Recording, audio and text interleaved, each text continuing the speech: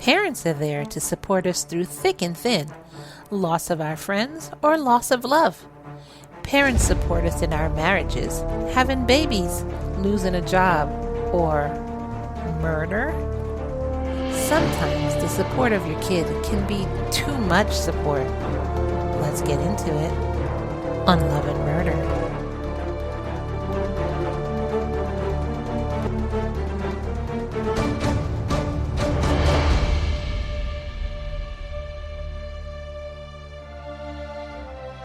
Good evening, everyone. Welcome to a new episode of Love and Murder, the weekly true crime podcast discussing relationships gone terribly wrong. And usually at this point, I would ask my co-host, when I say terribly wrong, how wrong do I mean? And she would say dead wrong. And I would answer dead wrong. With that being said, I am your host, Ky, and I'm currently not joined by my co-host, Char, unfortunately. Our show discusses true crime cases told in the form of a story with mystery, suspense, and just a little bit of humor sprinkled on top. Check out our podcast on Apple Podcasts, Stitcher, or wherever you get your podcasts. We're everywhere. Follow us on social media. The links are in the show notes below, but will be said at the end of the show if you just want to hear my gorgeous voice saying them. If you want to be part of our L&M exclusive community, then join us over on our Patreon at patreon.com/loveandmurder. When you join, you get commercial-free episodes of Love and Murder. You also get bonus episodes every 2 weeks of Crazy Crime, Florida Crime, Behind the Scenes, relationship advice, and so much more. All of this for only $3 a month. Go on over to patreon.com/loveandmurder to join us. If you've listened to our show before, or even at the end of this episode and you like it, please head on over to Apple Podcasts and rate us 5 stars. Say whatever you want in the description, but what it does is it helps bring us up in the charts, and with your help, we'll be so grateful. The easiest way to be able to rate us is to go to our website, which is www.murderandlove.com.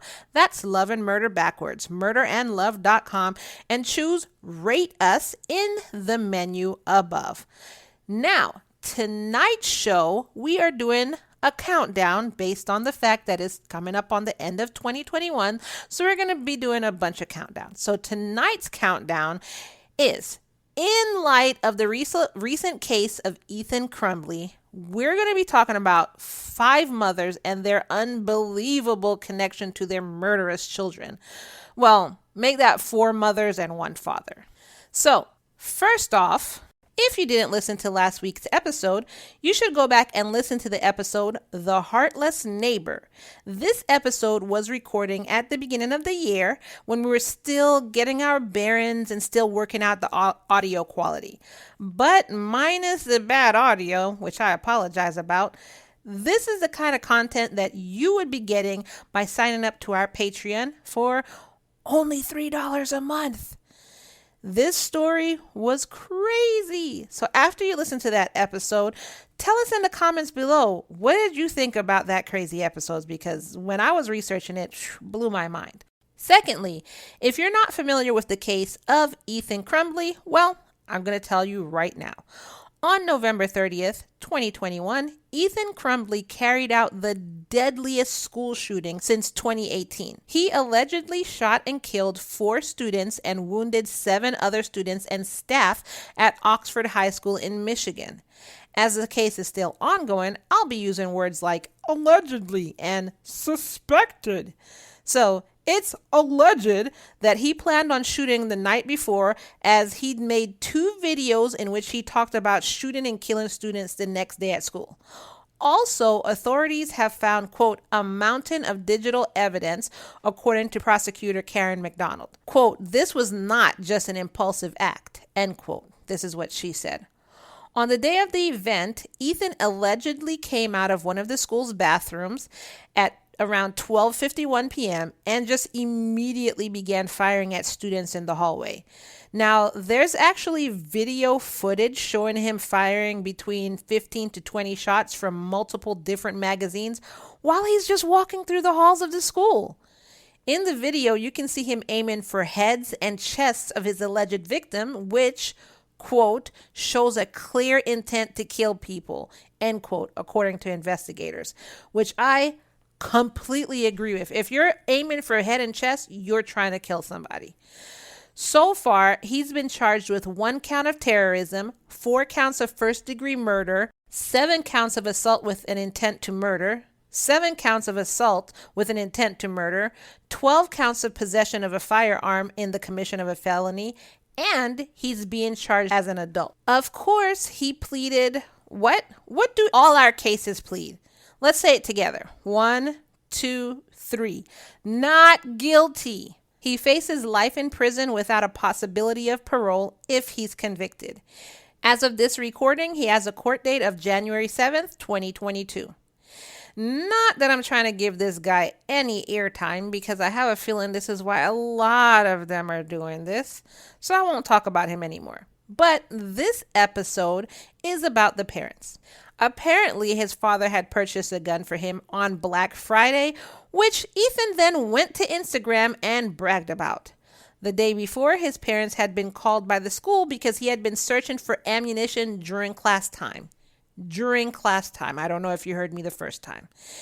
After the call, he'd been sent to the school counselor where he told them that he had gone to the shooting range with his mother that weekend, which in all honesty, that's not bad. But what is bad is that his mother, Jennifer Crumbley, ignored the school's attempt to reach her and even text her son, quote, LOL, I'm not mad at you. Well, she has made here. She said, I'm not mad at you, but I'm going to say mad. So, lol, I'm not mad at you. You have to learn not to get caught, end quote, is what she said. Can you believe that? On the morning of the shooting, Ethan again posted to Instagram, but this time he posted, quote, now I become death, destroyer of worlds. See you tomorrow, Oxford, end quote. This is what he posted to his Instagram. You know what's funny is that if you post something to Facebook that they don't like during the election, for instance, if you posted something about, I don't know, Kamala or something like that, in 5 minutes, Facebook would have banned you, blocked your comment and gotten you off. But he posted this to Instagram, which is owned by Facebook, and nobody did anything. Facebook didn't see that. Instagram didn't see that. Anyways. Later that morning, another teacher found a note on Ethan's desk with a drawing of a handgun, a bullet, a victim, and a note that said, quote, the thoughts won't stop. Help me, end quote. The school called Ethan's parents for a meeting and requested they take their son out of school, but the parents refused. No, my son's fine. He's completely fine. That's just normal. That's kids being kids or whatever. Not that they said that, but I'm just saying, I'm alleged that's what they said. It's just, they didn't say that. The school told the parents to get their son counseling within 48 hours and returned him to class without searching his locker or his backpack. Why wouldn't they? If he's doing that, like he just drew this and he said that, like this is his note, so this is basically him saying that, why would you not then search his locker, his backpack, his person, and just make sure everything, it's not even that you're accused, even if he wasn't going to do anything, you're not really accusing him of anything, but you're just dotting the I's and crossing the T's. Why wouldn't you search? Anyways, so they told the parents to send their son to counseling within 48 hours, but that 48-hour warning would be too late. Hours later, Ethan allegedly opened fire inside the school. As news of the shooting went out, Jennifer texted her son, quote, Ethan, don't do it, end quote. Don't you think it's a little bit late to be texting him? Shouldn't you have been in the school when the school called you and told you what he was saying, what he was doing, and you're going to text him, don't do it? By the time you hear news of what's going on, it's already been done or the process has already started. He's not looking at his phone, ma'am, allegedly. Both of his parents were arrested, and they are all in the same jail, Oakland County Jail. The parents were charged with 4 counts of involuntary manslaughter because of their alleged purchase of the weapon for their son and ignoring the multiple warning signs. Of course, they pled what? Let's say it together. Not guilty to all of the charges. The parents hired themselves 2 high-powered attorneys, but won't pay for Ethan's legal bills, so he has been appointed a public defender and a guardian. Like, how trash is that? Allegedly. How trash is that? So you refuse to take note of all the warning signs. He even had like some kind of journal at home. So he was probably acting weird at home, coming home complaining, telling his parents he needed help. He's at school. He's writing notes that he needs help. The school is calling you. You're ignoring it. You're ignoring them. Now that he did this, and so you had time to help him during that time, allegedly, and now you have time to help him after that time. You completely turned your back on your child both times he needed you, but you are defending yourself. You're making sure you have just highly paid attorneys and just screw him, right? I really hope that even with your highly paid attorneys, they throw the book at y'all. Anyways, so by the way, allegedly. So after all that craziness, let's talk about other parents who stand behind their kids regardless of what they do. So, parent number 1 is Ky Grieveson. Stephen Grieveson was born in 1970 in England. On November 26, 1993, Stephen murdered Thomas Kelly, who was 18 years old at the time, in an abandoned shed in Fulwell, Sunderland, England. Then, on February 4th, 1994, Stephen murdered David Hansen, a 15-year-old boy, in Rocker Terrace. 21 days later, on February 25th, 1994, he also murdered another 15-year-old boy named David Grief near Fulwell in Sunderland. So again in Sunderland. The next month, on March 11th, 1994, Stephen was arrested and faced with a 6-week trial. In 1996, he got 3 life sentences for the murders and was ordered to serve a minimum of 35 years in Full Sutton Prison. In November of 2000, he was rearrested over the murder of Simon Martin in 1990.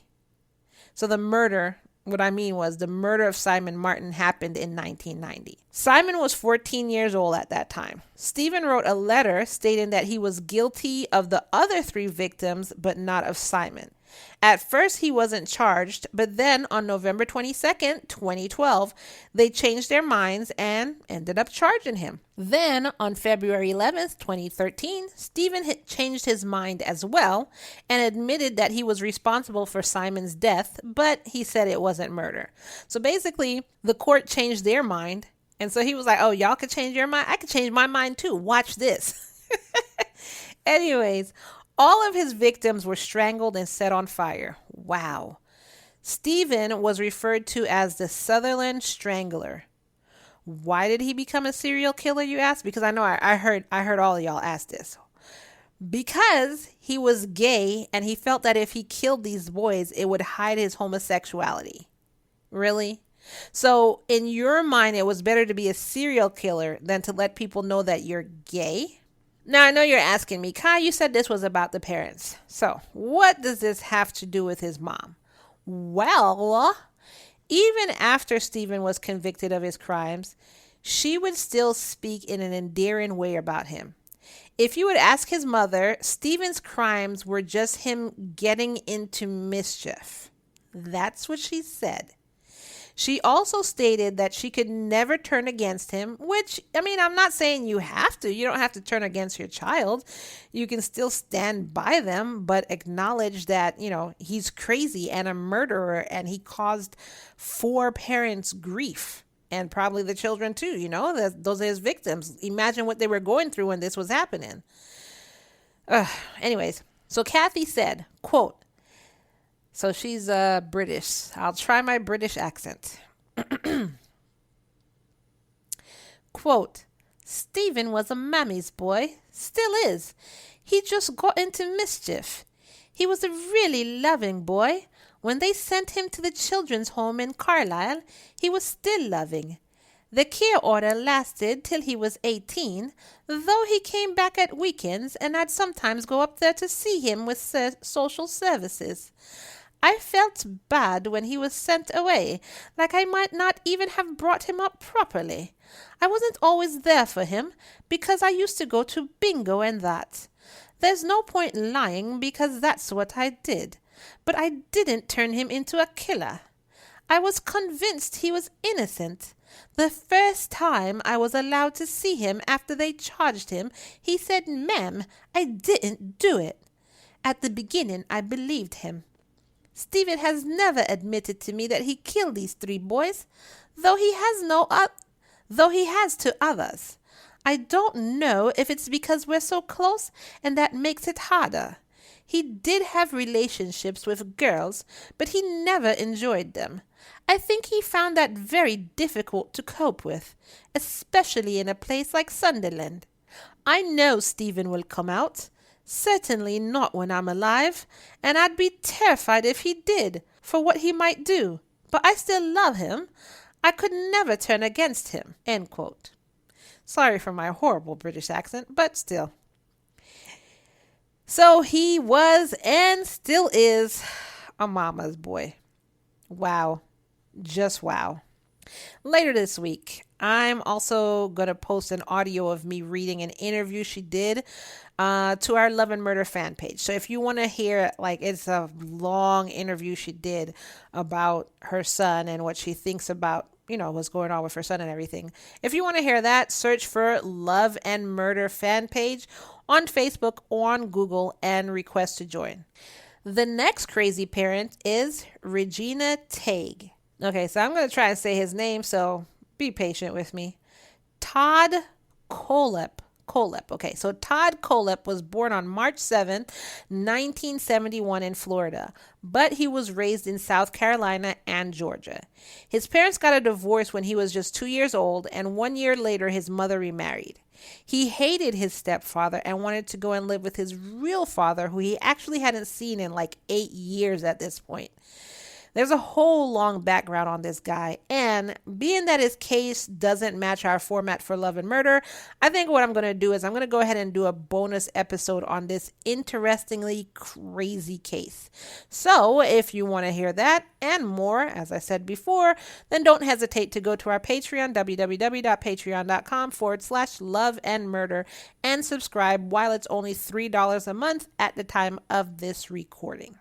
Anyway, all in all, this guy pled guilty to 7 counts of murder, 2 counts of kidnapping, and 1 count of criminal sexual assault. He also has so much more to him, which is why I want to do a bonus episode on him. His mother, Regina Tague, was interviewed by 48 Hours after he was arrested. She said that, yes, he was a serial killer, and yes, he did confess to murdering 7 different people in different incidents and burning them on his property. She also said that before he confessed, he asked to speak with her, and he told her why he did such things, which she was like, I understand, and she accepted it. Well, she said that he was a smart, kind, and generous boy, and that the murders were reactive. So basically, according to her, the victim started it, and her son was just defending himself. She stated that he, quote, did some bad things, end quote, due to, quote, hurt and anger. End quote. She also said that the media was lying about him and what he did wasn't as bad as they were making it out to be. Quote, he wasn't a serial killer. End quote. Yeah. Okay, ma'am. Let's go with that. The third overly caring parent is Lillian Graham Jeter. Harrison Marty Graham. Now, this one made me laugh. Not because of the crime, but because of his excuse. I was laughing so hard when I read this excuse. Okay. Anyways. Harrison Marty Graham was born in Philadelphia, PA. Yes, Philly. On September 9th, 1959. In August of 1997, he was evicted from his apartment due to a weird smell. Now, that smell had to have been horrendous. And they had to have complained to him numerous times, telling him to fix it before they just gave up and was like, you know what, just get out, pack your crap and get out. So after he was evicted, the landlord decided that they weren't dealing with this and called the cops to check out the smell. Authorities came in, broke down his nailed up bedroom door, and found 7 bodies ranging from just deceased to skeletal. That's how long they'd been there. He turned himself into authorities, and during questioning, he said, Hey, man, I understand this looks bad, but it's not what it looks like. Look, officer, sir, those bodies that you found in the house, they're already there when I moved in.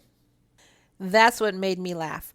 I'm not even like, I embellished and when he, the quote that I said, hey, man, blah, blah, blah. But that was actually what he said. The bodies in the apartment were already there when he moved in. That's what he told officers. Good Lord. I mean, I guess I can't knock you for trying. I don't even know. I don't even know what to say to that. I think if I was a cop, I'd have just been like, I've been on the force 24 years, and I could tell you truthfully, I have never heard that excuse before. Like, I thought nothing could shock me anymore, but I was wrong. You, sir, have proven me wrong. Like, that's how I would be if I was a cop. Good Lord. So anyway, he said that those bodies were not mine. That's not mine. That was there when I got here. Hey, what do you want from me? And the cops were like, really?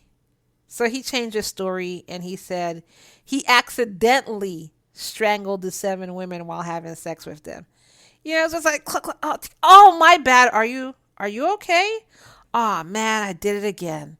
How many times do I accidentally strangle someone? Good Lord. So he was convicted on 7 counts of murder and 7 counts of abusing a corpse and sentenced to life in prison.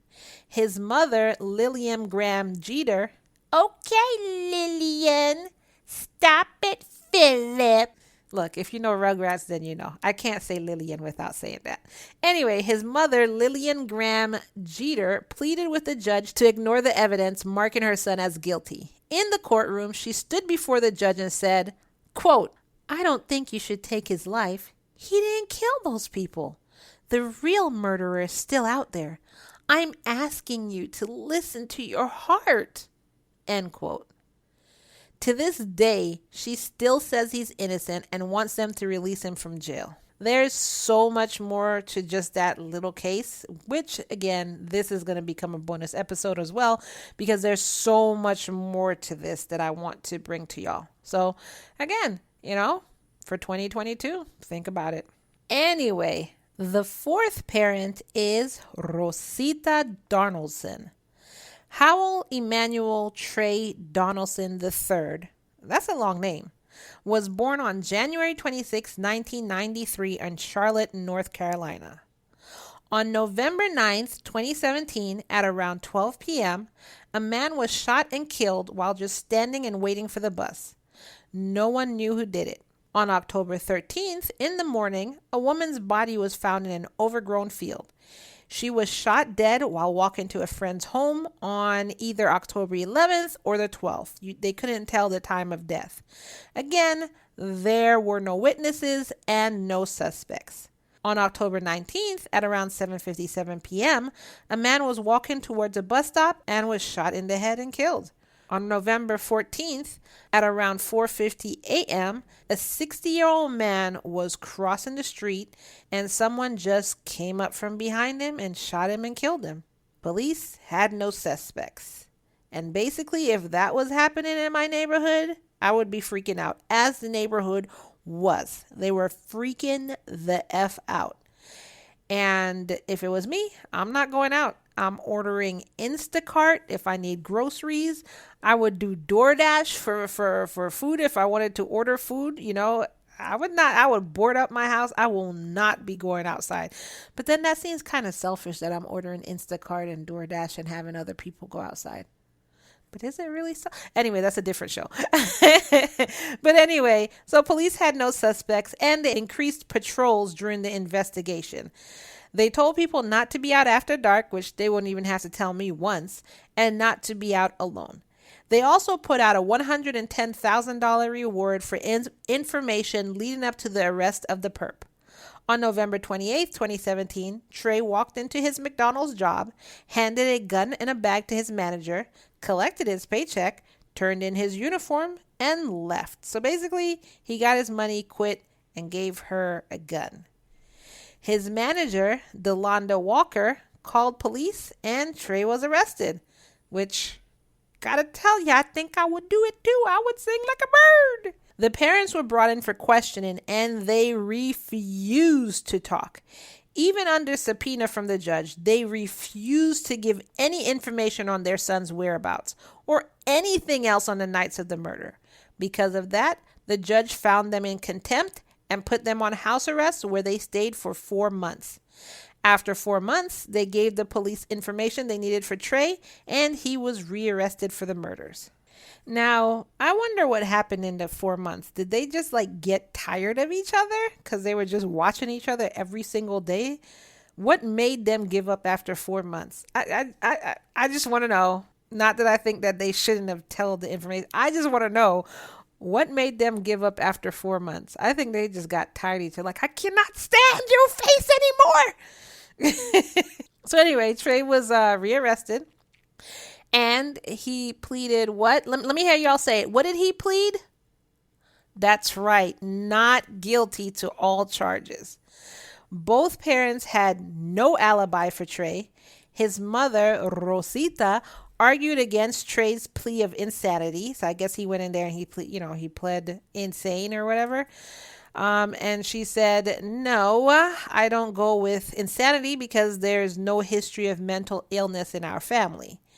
To this day, they stand by their son and help him while he is behind bars, which, as I'm understanding from what I researched, is not really helping his mental health. So I guess he did have mental issues. So being behind bars is just not really helping him. But, they're trying to help him out the best as they could, which, again, I wouldn't say abandon your child, but also don't try and act like they didn't do what they did. During the trial, the judge said that all 4 cases are not similar enough and that the cases will be tried separately. The state is seeking the death penalty. And as of March 19th, 2021, I do not see any updates on this case. By the way, Delonda was given the $110,000 reward for the information. Like I said, I would have sang like a bird. The last parent is Jeff Williams. Charles Andy Williams was born on February 8th, 1986 in Frederick, Maryland. His parents divorced when he was 4 and he stayed with his dad and his brother stayed with his mom. I don't think that's a good idea to split kids up. That's just what I think. You shouldn't split siblings up. If you get divorced, then maybe half the year you stay with your father, half the year you stay with your mother. I don't know. Whatever is best for the kids, but splitting them up is not what's best for them. His mom and brother moved to South Carolina, and in 2000, he and his father moved to 29 Palms in California. So they moved clear across the country from each other. Again, not a good move. I know our listeners are probably going to tell me something about that. This is my opinion. It's just my opinion. I'm not saying it doesn't work for your family, but it's just my opinion. I don't think that's a good move for, the siblings to move clear across the country, him to move clear across the country from his mom, the other one to move across from the dad. I don't think that's good. But like I said, that's just my opinion. Anyway, Andy didn't like his new school as it was huge and he was not used to bigger schools. He was used to small suburban schools, not city schools. So he really didn't connect with anyone in his schools. He was also bullied and a random older man sexually assaulted him. So this older guy would give them drugs and alcohol or whatever. And I guess it was in exchange for sexual favors. On March 5th, 2001, at around 9:20 a.m., at the age of 15, Andy opened fire with an 8-shot 22 caliber revolver in his school. He killed 2 students and wounded 13 others. Police apprehended him and he was convicted of 2 counts of murder and 13 counts of attempted murder. He received 50 years to life in prison and is currently in the California Institute for Men in Chino, California. His father, Jeff Williams, blames himself for missing the signs. His mother also blames herself for not seeing her son enough. His father said, quote, "I've never stopped loving Andy. He's my son. He made a terrible mistake, which he will be paying for the rest of his life. But that doesn't make me stop loving him." End quote.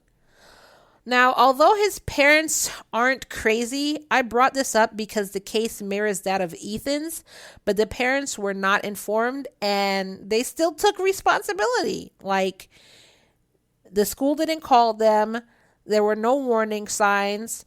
I'm pretty sure there were, but you probably were like, oh, well, he just became a teenager and you didn't really think of this as, hey, he might go do something crazy like that.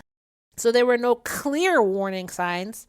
But his parents, both of them, still took responsibility and felt like it was their responsibility, like it was their fault that this happened. Also, I agree that just because your kid does something horrible, like this, doesn't mean that you have to stop loving them. You just recognize the horrible things that they've done, probably try and help them for the rest of his life. Not saying try to help him get out of prison, but try and help him cope with what he did, understand what he did, and make sure that he feels apologetic for what he did throughout the years, and understands why, he's in jail and takes responsibility for his actions and whatnot and whatnot and whatnot. But just because, for some parents drop their kids and that's their prerogative. And some parents, still support their kids and they still love their kids.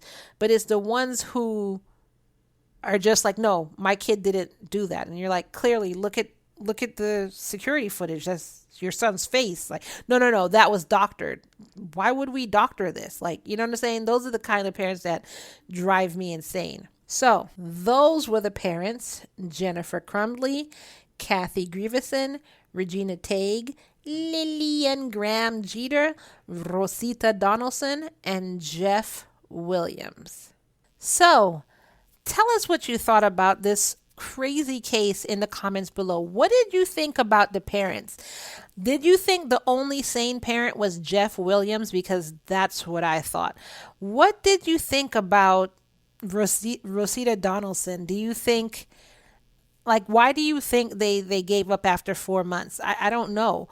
And what do you think of all the rest of the parents that just, I don't know, completely do not believe that their children were wrong? What did you think about Jennifer Crumbley? Do you think the parents should have been arrested and charged? And what do you think about them getting high-paying lawyers for themselves and saying screw it for their kid? I want to hear what y'all have to say. So let me know in the comments below what y'all have to say about this episode. Or head on over to our Facebook fan group and let us know in there. Love and Murder fan page. Just go ahead and search that in Facebook or on Google. So if you like this episode, head on over to Apple Podcasts or go to our website, www.murderandlove.com, and hit the rate us button up there. But if you're going straight over to Apple Podcasts, then go over to Apple Podcasts, hit that purple button, and give us 5 stars.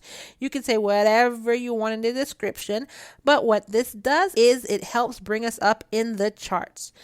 Don't forget to head on over to patreon.com/love and murder and become a part of our exclusive Love and Murder community. With the exclusivity, you get commercial-free Love and Murder true crime full episodes, so you don't have to listen to the 15 commercials that come in an episode, because we have to get paid. I like true crime, but I don't do this for free. It's a lot of work. So if you don't want the commercials in there, then come on over to our exclusive community. Not only do you get commercial-free episodes, but you get bonus episodes every 2 weeks. So you get 2 bonus episodes a month, which could be crazy crime, relationship advice, relationship stories, Char's crazy life stories. You also get our behind the scenes, so you hear, how many times we mess up in the episode. We'll be posting that to our Patreon too. You'll hear our screw ups and, what do they call it? Our bloopers. So you'll be hearing our bloopers. You'll also get sales of our merch that's exclusive to our Love and Murder community. And you just get so much more just by being a Love and Murder exclusive member of our Patreon, patreon.com/Love and Murder. And you get all of this for only $3. Only $3. Follow us on social media at facebook.com/relationship crime, Instagram at Love Murder Podcast, our Facebook fan group in which you're going to hear that interview sometime this week after this recording. So if you want to hear that, head on over to Love and Murder fan page. Just search that in either Facebook or search that in Google. The first thing that's going to pop up is our Facebook fan page. So search Love and Murder fan page. If you want our merch, head on over to our website, murderandlove.com. That's Love and Murder backwards, murderandlove.com, and click shop in the menu above. We have so much merch with so many sayings. It's true crime and it's not true crime. It's something for everyone in there. And if you want to support us for free, you can simply do that easily by sharing this episode. Just go ahead and hit the share button and share with your friends. Share it to your social media, Instagram, Facebook. Share it to your email friends. Share it in your WhatsApp, share it in your text messages, share. It is completely free and takes maybe 30 seconds of your time. And that is all that I have for you today. Char will rejoin us next week right here on Love and Murder. And as we end every show, remember, L&Mers, it is all love and no murder, y'all. Peace.